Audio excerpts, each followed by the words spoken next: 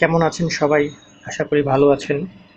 পুরো ভিডিওতে থাকছে হার্ড ডিস্ক এর মাদারবোর্ড খুলে ফেলা, জমে থাকা কিছু ধুলোবালি আছে সেগুলো পরিষ্কার করা, প্রয়োজনীয় কিছু তথ্য এবং কিছু বেসিক টেস্ট করা, পুনরায় আবার মাদারবোর্ডটা হার্ড ডিস্কের মধ্যে সংযুক্ত করা।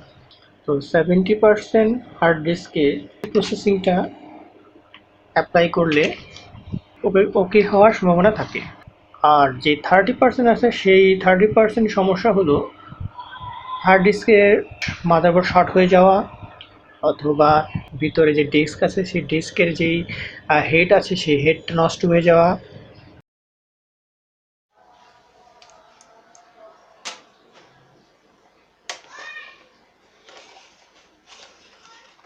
যখন আমরা কম্পিউটার অন করি তখন reboot and select proper boot device, এই মেসেজটা অনেক সময় আমরা এই মেসেজটা আমরা অনেক সময় দেখতে পাই।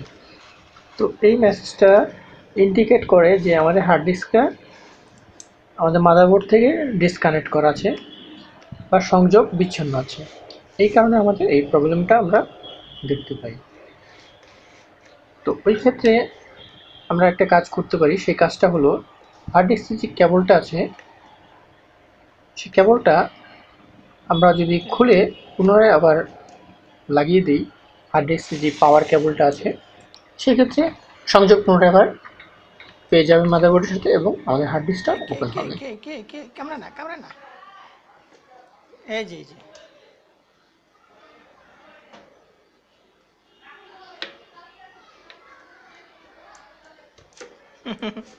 ক্যামেরা না। যদি এই হার্ড ডিস্কের কেবল খুলে আর পুনরায় লাগিয়ে যদি আমাদের সেম মেসেজ আসে, তাহলে আমাদের সেকেন্ড স্টেপটা নিতে হবে।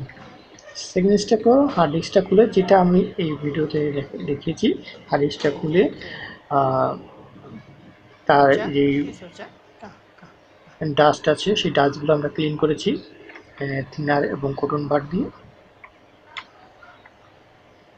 তো এই নিয়ে আমি একটা ভিডিও বানিয়েছি, সেটা আপনারা দেখে নিতে পারেন। সেটার লিঙ্কটা দিয়ে দেবো ডেসক্রিপশনে অথবা উপরে আই বাটনে পেয়ে যাবেন। পপুলার একটা ভিডিও আমি বানিয়েছি সেটা। তো ওইটা দেখলেও আপনি ক্লিয়ার হয়ে যাবে কী কী করতে হবে, কীভাবে করতে হবে।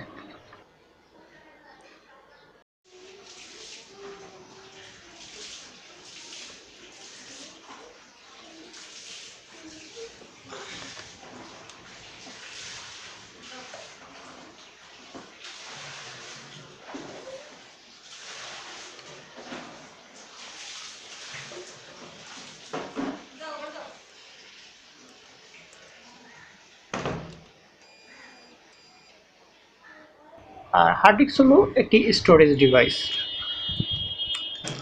যা আমরা আমাদের প্রয়োজনীয় তথ্য সংগ্রহ করে রাখি। যেমন আমরা আমাদের যে নিত্য প্রয়োজনীয় ডকুমেন্ট আছে সেই ডকুমেন্টগুলো আমরা হার্ড ডিস্কের মধ্যে সেভ করে রাখি। আর হার্ড ডিস্কের রিলেটেড আরেকটি আমরা ইনফরমেশন এখানে দিতে পারি, সেটা হলো হার্ড ডিস্কে আমরা যখন কম্পিউটার অন করি, কম্পিউটার বা ল্যাপটপ অন করি, তখন সেখানে ডেস্কটপে দিস কম্পিউটার অথবা মাই কম্পিউটার নামে একটি আইকন থাকে। সেখানে ডাবল ক্লিক করলে আমরা দেখতে পাই C drive, D drive, E drive, F drive এবং অন্যান্য ড্রাইভ থাকলে আমরা সেটা দেখতে পাই।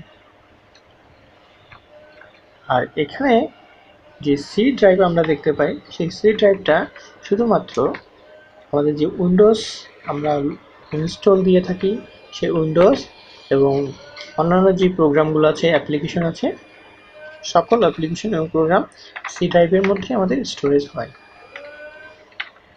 তাহলে আমরা এক কথা বলতে পারি যে সি ড্রাইভ হলো আমাদের প্রোগ্রামিং ফাইলের স্টোরেজ ডিভাইস। আর বাকি যে ডিভাইসগুলো আছে যেমন ডি, ই, এফ ইত্যাদি আরও থাকতে পারে এই পার্টিশন অনুযায়ী, সেখানে আমরা আমাদের যে তথ্যগুলো আছে, তথ্য, ডকুমেন্ট, সেগুলো আমরা এখানে স্টোর করতে পারি। তো এই হলো আমাদের হার্ড ডিস্কের স্টোরেজের তথ্য।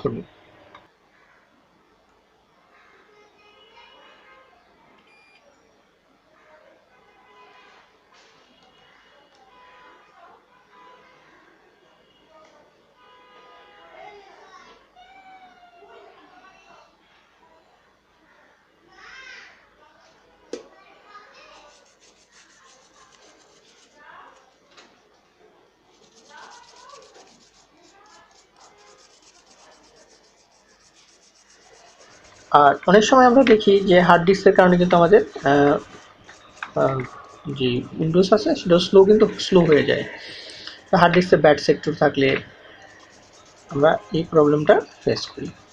তো 70% হার্ড ডিস্ক ঠিক হয়ে যায় আমাদের যদি আমরা এই পদ্ধতি অবলম্বন করি, তাহলে হার্ড ডিস্ক ঠিক হওয়ার আমরা পেয়ে যায়।